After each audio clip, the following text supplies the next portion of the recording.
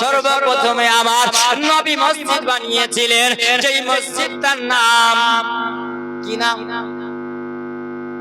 যে মসজিদ বানিয়েছিলেন সর্বপ্রথমে মদিনায়, ওই মসজিদের নাম কি জানেন আপনারা? সুবহানাল্লাহ। ইয়া তো জীবনে শুনে তবু আমাদের পেট ভরে, কিন্তু মনেও থাকে না। সুবহানাল্লাহ। সর্বপ্রথম মসজিদ বানিয়েছিলেন মসজিদে কুবা। জোরে বলেন সুবহানাল্লাহ। মনে রাখবেন, মসজিদে কুবা। তারপরে কিছুদিন কুবা মসজিদে আবার নবী নামাজ আদায় করার পরে থাকার পরে দ্বিতীয় মসজিদ বানিয়েছিলেন। সেই মসজিদের নাম কি যদি বলুন? জানেন না? জি সেই মসজিদে হলো মসজিদে নববী। জোরে বলেন সুবহানাল্লাহ। কি নাম? মসজিদে নববী। হাদিসে বলে মসজিদে নববী দেখেছি কিনা? আমার নবী বলেছেন ওই মসজিদে নববীতে যে ব্যক্তি 2 রাকাত নামাজ পড়ে নিতে পারবে, নবী বলেছেন 50,000 রাকাতের নামাজের তার আমলনামাতে দেওয়া হবে। বেশক সুবহানাল্লাহ। তোমরা জান্নাতে নামাজ পড়তে চাও? আর নবী বলেছেন জান্নাতে নামাজ যদি পড়তে হয় তাহলে মসজিদে নববীতে পড়ে নাও। জোরে বলেন সুবহানাল্লাহ। যে নবী আমার নিজে হাতে সাহাবীদেরকে নিয়ে বানিয়েছিলেন, তখন খেজুর গাছের ডাল দিয়ে পাতা দিয়ে ছাদ করে রেখেছিলেন, বেড়া দিয়ে নবী আমার মসজিদে নববী তিনি বানিয়েছিলেন। আর ওই মসজিদে নববীতে সুবহানাল্লাহ নবী আমার খুতবা দিচ্ছেন সাহাবীদেরকে নিয়ে খুতবা দিচ্ছেন। এই 13 বছরের সন্তান আবু হুযায়ফা রাদিয়াল্লাহু তাআলা আনহু, তিনি যখন নবীর হাতে হাত দিয়ে কলমা পড়ে মুসলমান হয়ে গেছেন, তো সুবহানাল্লাহ একটা দিনের জন্য নামাজ কাজা করে না। জোরে বলে সুবহানাল্লাহ সুবহানাল্লাহ। আমরা পেলে কিন্তু ছাড়ি না। নাকি জীবনী শোনার নামই তো মুসলমান নয়। যেই ব্যক্তি আল্লাহ আল্লাহ রাসূলের আদর্শটা নিয়ে চলে এরই নাম হলো মুসলমান, এরই নাম হলো মুসলমান। নামাজ কাজা করার নাম মুসলমান নয়। জি বাবা সুবহানাল্লাহ। আগে আসুন, আমার নবী মুস্তাফা সাল্লাল্লাহু আলাইহি ওয়াসাল্লাম খুতবা দিচ্ছেন, আর ওই সময় যখন খুতবা দেয় দেখছেন এক ঘোড়ার সওয়ারি, ঘোড়ার উপরে সওয়ার হয়ে তিনি চলে আসছেন। আবার নবী আসার পর আমার নবীর কাছে একটা চিঠি দিয়েছেন। কি দিয়েছেন? জোরে বলেন। একটা চিঠি দিয়েছেন।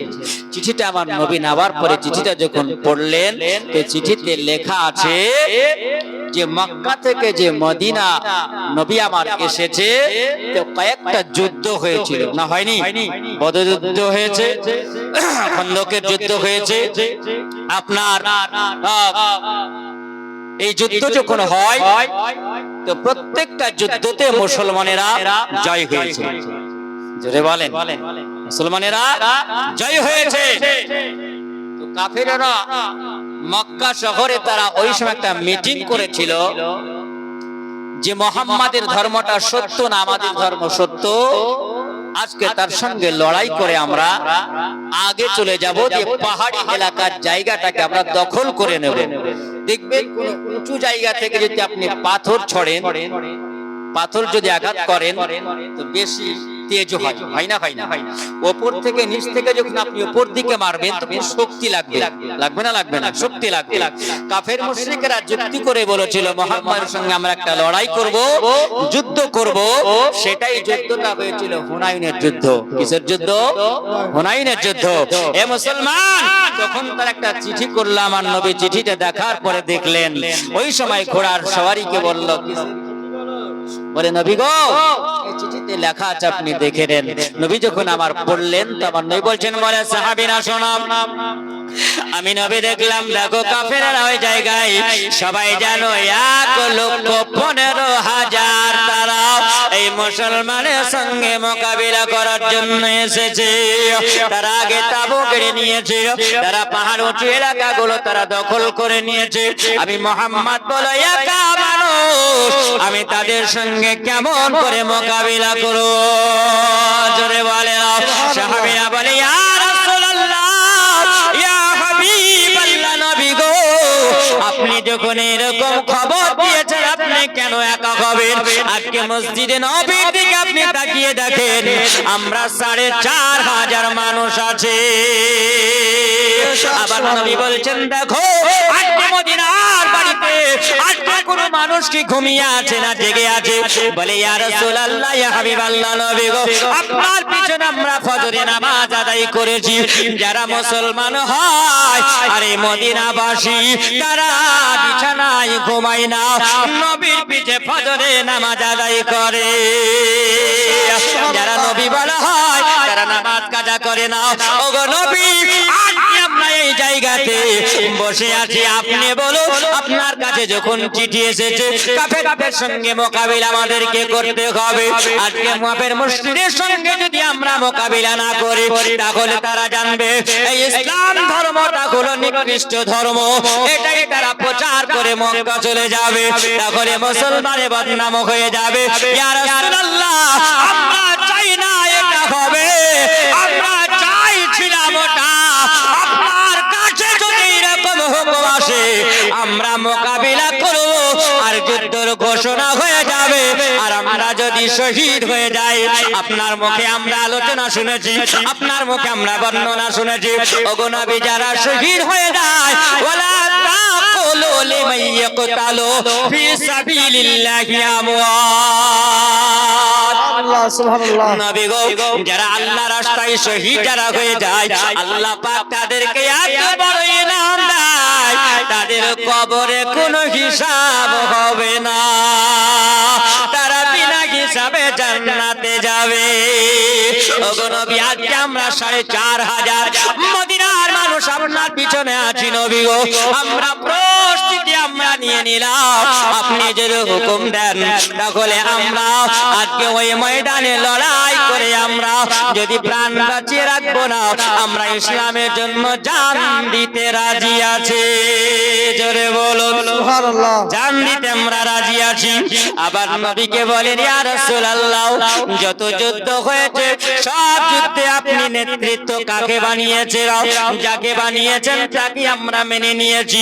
ওগো নবী আজকে আপনি আমাদের মধ্যে নেতা বানিয়ে দেন, আমরা 1,15,000 কাফেরদের সঙ্গে বাতিলদের সঙ্গে আমরা 4,500 মদিনার মানুষেরা লড়াই করব।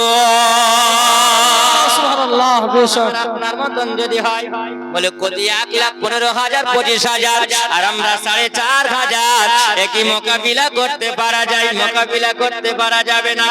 আর আল্লাহ পাক বলেন হাবিব যারা আল্লাহর রাস্তায় নেমে যায় আল্লাহ পাক তাদেরকে সহযোগিতা করে। জোরে বলুন ওয়ালা তাহিনু ওয়ালা তাহজানু ওয়া আনতুম লা'লাউনা ইন কুনতুম মুমিনিন। খবরদার তোমরা নিরাশ হয়ো না, তোমরা দুর্বল হয়ো না। আমার আল্লাহ পাকের যদি হয় আল্লাহ পাক ওই বান্দাকে সহযোগিতা করে। জোরে বলেন আল্লাহ সুবহানাল্লাহ। আল্লাহ সহযোগিতা করেন। আবার নবী যেন নেতা বানাবেন না, কাকে নেতা বানাবেন? ওই সময় চাতক পাখি নাই, নবী আমার বক্তব্য রাখেন, আর সাহাবীরা চাতক পাখি নাই তারা দেখতে আসে না। আবার নবী বলছেন তোমাদের মধ্যে আজকে নেতৃত্ব দিবে যিনি হবেন তার বয়স এখনো হলো 17 বছর বয়স। জোরে বলেন সুবহানাল্লাহ। কত বছর বয়স? 17 বছর বয়সের একটা জওয়ান ছেলে আজকে 4,500 মানুষদেরকে নিয়ে ওই দলের মধ্যে নেতৃত্ব দিবে। আবার নবী তার নামটা ঘোষণা করলেন আবু হুযায়ফার নাম। জোরে বলে আবার নবী যেমনি নামটা ঘোষণা করেছে সাহাবীরা যেন মুখটা নিচু করে বলেন একটা নওজোয়ান যুবক ছেলে যার নাম হলো আবু হুযায়ফা, মাত্র 17 বছর বয়স, সবে মাত্র জওয়ান হয়েছে। এই ছেলেটাকে নেতৃত্ব দিতে পারবে? এই ছেলেটা নেতৃত্ব দিতে পারবে না। আজকে আমার নবী কেন এর নামটা কেন ঘোষণা করলেন? ওমরে ফারুক আযমের নামটা ঘোষণা করতে পারতো, হযরতে আলীর নামটা ঘোষণা করতে পারতো, আবু তালহার নামটা ঘোষণা করতে পারতো, আবু উবাইদার নামটা ঘোষণা করতে পারতো, কিন্তু আমার নবী কেন আজকে 17 বছরের যুবক এই যুবকটাকে কেন আমার নবী বলেন? আমার নবী বলতেছেন আমার সাহাবীরা তোমাদের মুখের দিকে তাকিয়ে মনে হয় তোমরা আমার কথাতে তোমরা মনোবত হওনি। সাহাবীরা নরম হয়ে বলেন, ইয়া রাসূলুল্লাহ, নবী গো, বেয়াদবি যদি হয় আপনি maaf করবে নাও, বেয়াদবি যদি হয় আপনি ক্ষমা করবে নাও। ইয়া রাসূলুল্লাহ, আপনার এই সম্মুখে দেখেন ওমরে ফারুক আযম আছেন, হযরতে আলী আছেন, আজকে আবু তালহা আছেন। ইনাদের নামটা যদি আপনি ঘোষণা করে যদি আজকে বলতেন তাহলে আমরা একটু আনন্দিত হতাম। এই জন্য ইয়া রাসূলুল্লাহ, আজকে ওমর যদি আজকে ৪৫০০ মানুষের মধ্যে তিনি যদি নেতৃত্ব দেন তাহলে কাফেরেরা উমারের চেহারা দেখলে তারা পালিয়ে যায়, আবু তালহার চেহারা দেখলে তারা পালিয়ে যায়, ওগো নবী আলী আল মুর্তজার চেহারা দেখলে তারা পালিয়ে যাবে, আমাদের মোকাবিলা করতে সুযোগ হবে। ওগো নবী, এই জন্য আমি বললাম আজকে ১৭ বছরের এক জওয়ান, এই জওয়ানের নামটা কেন ঘোষণা করলেন? আবার নবী বলেন, সাহাবীরা তাহলে তোমরা শুনো, আজকে ওমরের নামটা যদি ঘোষণা করে, আলীর নামটা যদি ঘোষণা করে, আজকে আবু তালহার নামটা যদি ঘোষণা করে, এরা সবাই হলো বিবাহিত। জোরে বলো সুবহানাল্লাহ। এরা সবাই হলো বিবাহিত। যখন তারা যুদ্ধের ময়দানে মোকাবিলা করার জন্য যাবে, ওই সময় যুদ্ধ করতে গেলে তলোয়ার বের করে আপন বিবির কথা মনে পড়বে, আপন সন্তানের কথা মনে পড়বে। আপনার তারা এক পা আগাবে এক পা পিছনে হবে। আজকে যদি লড়াই করতে গিয়ে শহীদ যদি হয়ে যায়, আমার বিবিটা বিধবা হয়ে যাবে, আমার সন্তানটা এতিম হয়ে যাবে। তারা পিছু পাখায় এক পা আগাবো না পিছনে হব। তাদের মস্তিষ্কে তাদের একটা চিন্তা ভাবনা থাকবে, আর আমি যার নামটা তোমাদের সম্মুখে ঘোষণা করলাম ওই ছেলেটার বিবাহ হয়নি,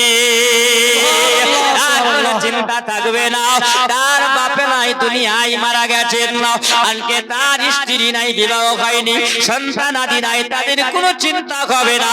আজকে ইসলামের জন্য নবীর প্রেমে ভালোবাসায় আজকে জিহাদের ময়দানে নেমে যাবে। এই জন্য আমি নামটা তার ঘোষণা করেছি। সাহাবীরা বলে, ইয়া রাসূলুল্লাহ, হাবিব আল্লাহ, নবী গো, আপনি যেটা সিদ্ধান্ত নিয়েছেন এই সিদ্ধান্তটাই হলো চূড়ান্ত সিদ্ধান্ত। আবার নবী বলেন, এ আবু হুযায়ফা, বলো তুমি একটু মাথা উঁচু করে দাঁড়াও। বাবা যেমনি বলা, ওই সময় দেখা গেল যেন আবু হুযায়ফাকে খুঁজে পাওয়া যায় না। আমার নবী বলছে, এ সাহাবীরা বলো, আবু হুযায়ফাকে এর মধ্যে নাই, আমি আবু হুযায়ফার নামটা তো ঘোষণা করলাম। সাহাবীরা বলছে, ইয়া রাসূলুল্লাহ, নবী গো, আবু হুযায়ফাকে গো দেখতে পাওয়া যায় না। আবার নবী বলছেন, আবু হুযায়ফা তুমি দাঁড়িয়ে যাও। মনে হয় জওয়ান ছেলে, ১৭ বছর বয়স, একটু লজ্জা হইতে পেয়েছে, আমার চাইতে বড় বড় বীর যোদ্ধা আছে, তাদের নামটা ঘোষণা হলো না। আবার নবী আমার নামটা ঘোষণা করলেন, আমার বয়স তো হলো মাত্র ১৭ বছর বয়স। সুবহানাল্লাহ। বেশক। আমার নবীকে বলে, ইয়া রাসূলুল্লাহ, নবী গো, আবু হুযায়ফাকে তো পাওয়া যায় না, আবু হুযায়ফা তো নাই। ওই সময় বাবা সবাই দেখলো কিন্তু অনুপস্থিতি আছেন, উপস্থিত নাই। আমার নবী বলছেন, খবর লাগাও। একজন সাহাবী দাঁড়িয়ে বলে, ইয়া রাসূলুল্লাহ, নবী গো, আজকে মনে হয় আপনার পিছনে আসরের নামাজ তিনি পড়ে নাই। আমি দেখলাম আমার নাম হলো আবু উবাইদা।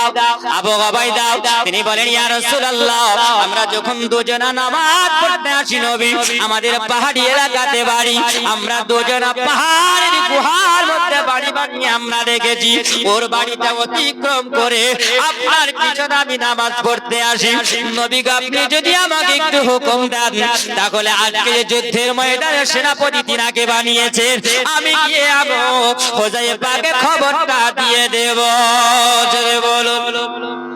বলে, হ্যাঁ, তবে নাম ঘোষণা করেছি, যুদ্ধে যাবে কিনা এটাও তো তাকে বলা লাগবে, রাজি আছে কিনা। নাম ঘোষণা হলো, নাও তো যেতে পারে। আমার নবী বলছেন, তার মনের খবরটা নিতে হবে। ওই সময় বলেন, যাও তুমি খবরটা নাও। সাহাবী বলে, ইয়া রাসূলুল্লাহ, মুখের কথায় কোনো কাজ হবে না, আমি দলিলি কথাতে বলবো। জোরে বলো। আবু উবাইদা, তুমি কি বলতে চাও বলো। বলে, ইয়া রাসূলুল্লাহ, নবী গো, আপনি যদি একটা কাগজে যদি লিখে দেন আর আপনার হাতে যে আংটিটা আছে, আর এই আংটিতে লেখা আছে মুহাম্মাদুর রাসূলুল্লাহ। ওগো নবী, এই চিঠিটা যদি আপনি লিখে দেন, আর লিখে দেওয়ার পরে আমি যদি পৌঁছে দিই, তাহলে এটা দলিলি কথা হবে। ওই সময় আবার নবী জানো হযরত আলীকে বললেন, আলী একটু লেখো, আর লেখার হুকুম হয়ে গেল। আমার নবী আংটিতে একটু কালি লাগিয়ে আমার নবী স্টাম্প মেরে দিলেন। জোরে বলো, স্টাম্পটাই হলো দলিল, কারণ জাল চলবে না। আবু ওবাইদা তিনি চিঠিখানা নিয়ে দ্রুত বেগে চড়তে আরম্ভ করলেন। যেমনি বাবা দৌড়ে যাওয়া, আর ওই সময় দৌড়ে যাওয়ার পরে দরওয়াজায় আওয়াজ দেয়, কে আছে দরওয়াজা খোলো, আমি একজন নবীর সাহাবী এসেছি। আসসালামু আলাইকুম ইয়া বাইতুল্লাহ। জোরে বলেন সুবহানাল্লাহ। বেশক কোন মানুষের বাড়ি গেলে পারে নবীর আদর্শ কত সুন্দর, নবীর সাহাবীদের আদর্শ কত সুন্দর। আপনি কোন বাড়ি যখন যাবেন, ওই বাড়িতে গেলে পারে সর্বপ্রথম আপনাকে সালাম দিতে হবে। যদি জানেন সালাম দেওয়ার পরে যদি উত্তরটা বেরিয়ে আসে, আপনি জানতে পারবেন ওই বাড়িতে মানুষ আছে। ওই বাড়িতে আর যদি সালামের উত্তর না পাওয়া যায়, তাহলে বোঝা যাবে ওই বাড়িতে কোনো মানুষ নাই, তালা দেওয়া আছে। উনি দেখলেন দরওয়াজা লাগা। আমি বললাম, কে আছে বাড়িতে, একটু আওয়াজ দাও, আমি নবীর সাহাবী এসেছি। দুইবার ডাক দেওয়া হলো, সাড়া পাওয়া গেল না। তিনি আর একবার 3 নাম্বার ডাকটা দিলেন জোরে করে, কে আছো বাড়িতে, আসসালামু আলাইকুম ইয়া বাইতুল্লাহ। যেমনি বাবা বলা, একটা বৃদ্ধ মহিলা 60 বছরের বয়স, একটা ছোট লাঠি ধরে ধরে টুকটুক করে তিনি বেরিয়ে আসছেন। বলুন সুবহানাল্লাহ। যেমনি বাবা বেরিয়ে আসা, ওই সময় জিজ্ঞাসা করে, বাবা তুমি কে, তোমাকে তো আমি চিনতে পারলাম না, তুমি কেন এসেছো বলো। তিনি বলছেন, বলে মা জননী, আমি গোলাম একজন নবীর সাহাবী, আপনার ছেলে আবু হুযায়ফা কোথায়। জোরে বলুন সুবহানাল্লাহ। তিনি বলছেন, বাবা তুমি কেন এসেছো। তিনি বলেন, আমি নবীর দরবার থেকে এসেছি। বলেন, আপনার ছেলেটা কোথায় গেছে। বলছেন, বাবা রে, তোমার আসতে লেট হয়ে গেছে, তোমার দেরি হয়ে গেছে। আমার বেটা আবু হুযায়ফা আজকে বাড়িতে নাই, আমার বয়স হয়ে গেছে, আমি কাজ কাম করতে পারি না, এই জন্য আমার বেটা মার কষ্ট দেখতে পারে না, মার কষ্ট সহ্য নাই না, এই জন্য আমি বুড়ি মানুষ কতদিন সংসারে কাজ করব। আজকে আমার ছেলে কিছু বন্ধু বান্ধবকে নিয়ে ওই পাশের গ্রামে তিনি বিয়ে করতে গেছে, আর বুড়ি মাকে কাজকর্ম করতে দেবে না, এই জন্য তিনি বিবাহ করতে গেছেন। ও জানি তুমি বন্ধু মানুষ, তোমার দেরি হয়ে গেছে। বাবা ওই দেখো গ্রামটা পার করে একটা দেখতে পাওয়া যায়, ওই খেজুর গাছের বাগান দিয়ে রাস্তা আছে, ওই রাস্তাটা দিয়ে অতিক্রম করে যখন বাবা তুমি যাবা, দেখতে পাবে ওই গ্রামে একজন সুন্দরী মহিলার সঙ্গে আমার বেটা আবু হুযায়ফার বিবাহ হচ্ছে। তাড়াতাড়ি করে চলে যাও বাবাজিরা, আমার সোনা মানিকেরা, আমার আব্বাজিরা, একবার ভালো করে শুনবেন, খেয়াল করে শুনে যান। ওই সময় তিনি যেন ঘোড়ার উপরে চেপে যাওয়ার পরে তিনি চলতে আরম্ভ করলেন। যেমনি চলে যাওয়া, তিনি খেজুর বাগান অতিক্রম করার পরে ওই জায়গাতে গিয়ে তিনি দেখতে আছেন আবু হুযায়ফা যেন বিয়ের পিড়িতে বসে খুতবা আরম্ভ হয়ে গেছে। তেমনি বাবা খুতবা আরম্ভ হওয়া, তিনি ওই জায়গায় দাঁড়িয়ে গেছে। কচি বাচ্চা 200 টাকা দিয়েছে, যে আশাতে জিনাতে করে গাছের গান, আল্লাহ তুমি কবুল করো পাক রহমান। জোরে বলুন আল্লাহুম্মা আমিন। বাবা ওই সময় জানো, ওই সময় তিনি দেখতে আছেন খুতবা আরম্ভ হয়েছে, আর তিনি ওই জায়গায় থমকে তিনি দাঁড়িয়ে গেছেন, কারণ এত সুন্দর সময়, এটা তো হলো একটা আনন্দের সময়, এই কথা তো বলা যাবে না। খুতবাটা হবে, তারপরে কিছু বলা হবে। বাবা আবু হুযায়ফার খুতবা কমপ্লিট হয়েছে, এবার খুরমা বিতরণ হবে, মিষ্টি বিতরণ হয় না, হয় না? মিষ্টি বিতরণ করা কি মিষ্টি বিতরণ করা হলো নবীর সুন্নাত, খুরমা বিতরণ করা হলো নবীর সুন্নাত। খুরমা বিতরণ হবে। এ মুসলমান, আজকে বিয়ে যদি হয়, এ জওয়ান যুবকেরা তোমরা শুনে রাখো, এখন কোনে বিয়ে ছাড়া হয় না, হয় না, হয় না। গরিব মানুষের দুটো বেটি যদি হয় বড় টেনশন লেগে যায়। এ মুসলমান, যার ঘরে দুটো বেটা আছে সে বগল বাজায়, এখান পালসার আছে, 2 করে 4 লাখ তো আসবে। আর মাস্টারি চাকরি যদি হয় তো হাওয়া তুলে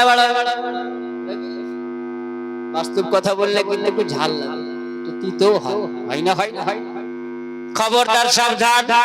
ফোনে যদি বিবাহ করো, তুমি যতদিন ওই খাটে শুয়ে থাকবে হারাম শুয়ে থাকবে। তুমি যতদিন ওই টাকা পয়সা নিয়ে ভোগ করবে তুমি হারাম ভোগ করবে। যতদিন তুমি সংসার করবে তুমি হারাম সম্পর্কে নিয়ে থাকবে। এই যুবক সাবধান করে যায়। আজকে আমাদের যুবকের ঘরেরা, যুবকরা যদি বিনা ফোনে বিয়ে করে, মেয়ের বাপের কোনো টেনশন থাকবে না, থাকবে বাবা। আমার নবী বলেছেন বিয়া সে লেনা দেনা হারাম হয়, লেনা দেনা হারাম। খবরদার, যদি হারামি কাজে আমরা লিপ্ত হয়, ওই ঘরে কোনো সময় বরকত হবে না।